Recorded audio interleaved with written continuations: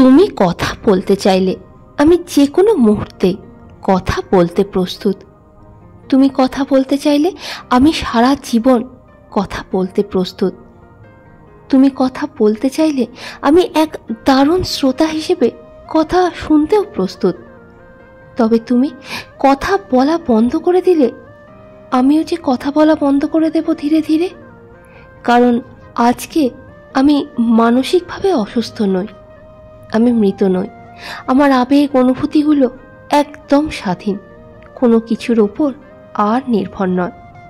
আমি জীবিত একজন, সমস্ত অনুভূতি নিয়ে প্রতিটা মুহূর্তে আমি জীবিত। সঙ্গে থাকতে চাইলে আমি একদম সঠিক নির্ভরযোগ্য ঠিকানা তোমার।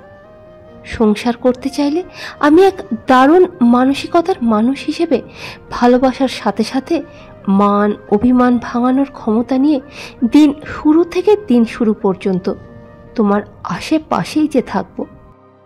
এতদিন তোমার কাছে কি নেই সেটা আমি কখনো দেখতে যাব না, অথবা তোমার কাছে কি ছিল সেটাও আমি কখনোই দেখব না। শুধু এই মুহূর্তে তোমার কি আছে আর সেটা আমি কতটুকু নিজের মতো করে গুছিয়ে নিতে পারি, তোমাকে নতুন করে গঠন করে নিতে পারি, সেটাই আমি দেখব। বর্তমানে তুমি যতটুকু অবশিষ্ট আছো সেই ততটুকুকেই আমি গুছিয়ে নেব।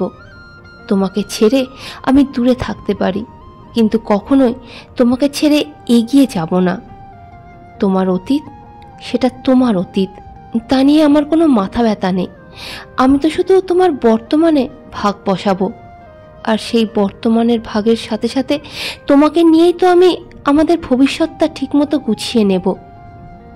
সবসময় একটা কথা আমার বিষয় মনে রাখবে, আমি কখনো পেছনে ফিরে তাকাই না, আমি কারোর পেছনে ছুটেও যাই না। তাই কখনো একসঙ্গে থাকতে গিয়ে পিছিয়ে পড়ো না। অর্থাৎ একসঙ্গে থেকে নিজের বলে কিছু হয় না, নিজের আনন্দ বলে কিছু হয় না, নিজের চাহিদা বলেও কিছু হয় না। সব কিছুই তখন আমাদের আর আমাদের।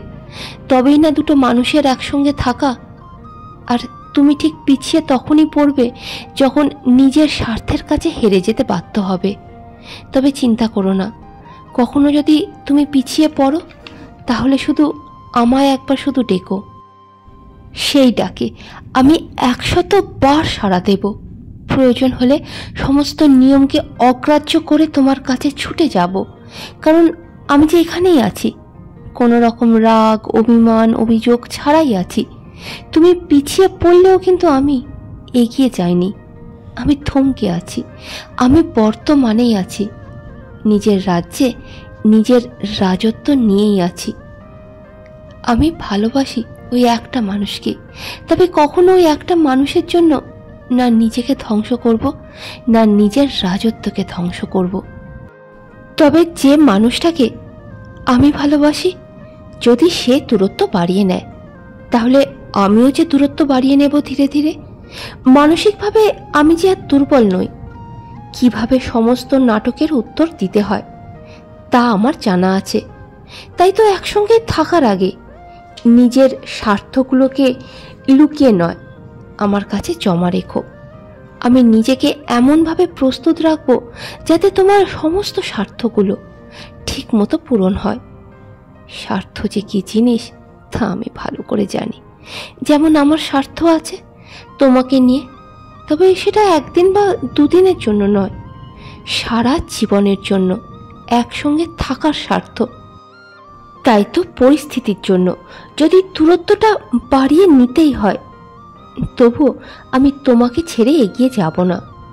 দূরে থাকবো, তবুও তোমারই থাকবো।